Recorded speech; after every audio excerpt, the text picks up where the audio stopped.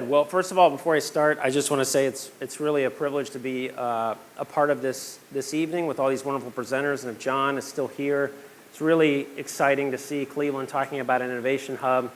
Bounce Innovation Hub in Akron is under construction, and much like we sent LeBron to the Cavs to win a championship, Akron has your back, Cleveland. So whatever we need to do, we're here to help. So what I have to talk about tonight may or may not piss some people off, but I think that's part of what we're trying to do here, right? Yes. So every time I go to conferences or come to events or talk to somebody who's trying to innovate the next latest and greatest civic tech, this is what I hear from them. Tech can solve 90% of your problems, James. We've got the app, we've got the solution. And yeah, you still might have a little bit of getting your shit done, but we're going to make 90% of what you do that much easier. I'm here to tell you that in reality, that's about what I see Smart City actually innovating for our modern economies and our modern city-states. Whoop. And we still are going to be left with about 90% of getting real shit done on a daily basis. That's my perception. So how are we going to do that? What is our disruptive innovation in cities in Northeast Ohio? How many of us have touted or heard touted at speeches that our community is great at collaborating? Show of hands. I know in Summit County for years we've talked about how much we collaborate. All right, what does that actually mean? Collaboration is the state of having shared interests and efforts. Boy, that sounds wonderful, doesn't it? If only we had shared interests and efforts, everything would be fine, right? I can't go to one more meeting, and we've been trying to stop them in Akron, where we talk about collaborating. We're moving to a different conversation now, coordination. What's the difference, right? Well, the dictionary tells us that coordination is the process of organizing people or groups so that they actually work together properly and well. That's a lot better, right, for our cities and for our communities than simply collaborating. So what are we doing in Akron that's potentially innovative around this? Well, we're actually changing our systems. We had a once-in-a-generation change in leadership across the entire community.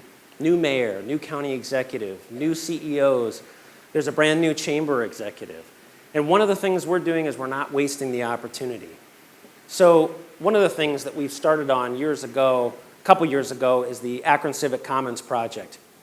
The Philadelphia Inquirer just recently wrote in its editorial pages that one of the most subversive and innovative things that cities can do is maintain their shit. That is real. That we have neglected our communities for far too long, not just downtown and the neighborhoods, but both. We've neglected both. So how are we doing that? Well, in Akron, instead of the city coming in or just one entity, the Summit County Metro Parks, we've actually formed a collaborative organization that's coordinating real dollars. So we put budget in, they put budget in, they put budget in, and we strategize together on how we're going to improve the civic commons, the parks, the public spaces in our community. And we're seeing incredible results. This is just a picture of our downtown Lock 4 area. There's lots of these types of places in Cleveland, and there's lots of these types of places all around Northeast Ohio. But what I want to talk about, what makes civic commons, I believe, innovative, is that the people who live up and down that area designed that.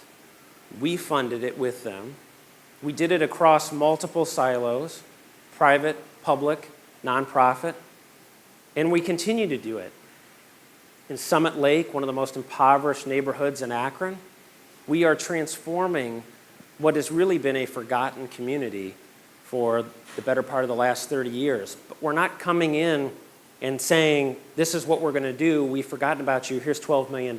We've spent the last 3 years working with the residents at Summit Lake to prototype what they want to see in their neighborhood. And I'm happy to say now we're spending those millions of dollars to actually implement what they themselves have designed. One of the other areas that we've talked about and we've heard about it tonight is what are we going to do about our economic development ecosystem in Northeast Ohio? Well, in Akron, we're trying to turn it completely on its head. We have new leadership at the Akron Chamber. And as I said before, maybe, we have new leadership at the city and the county. These entities, I venture to say in Cleveland as well, they have something to do with economic development. How well do they work together? Well, in Akron, we've seized the opportunity. We just completed the first ever joint strategic planning effort across these three entities to create one economic development plan that deduplicates, that strategizes how we're going to deploy our funds so that nobody spends money that somebody else is spending. And we're reorganizing ourselves to focus on local growth, innovation, entrepreneurship, and an inclusive economy. It's going to take time. I'm not here to tell you that we've got the answer, but it's been remarkable over the last 3 years, the amount of change that's happened when there's new leadership that's willing to say, look, we don't have the answers, but let's find them together. But more importantly, I'm willing to coordinate my budget with you. I can talk about Bounce, which I've already talked about. I can talk about United Way of Summit County and their big, bold goals. Those 4 goals now completely change the trajectory of how we fund nonprofits in Summit County. My mayor is now a mayor for financial empowerment. We opened the first financial empowerment center in the city of Akron based upon the partnership with United Way. We'd have never been able to do that without them. So I put this quote up there because I don't make things really cool with tech. I can barely use my cell phone.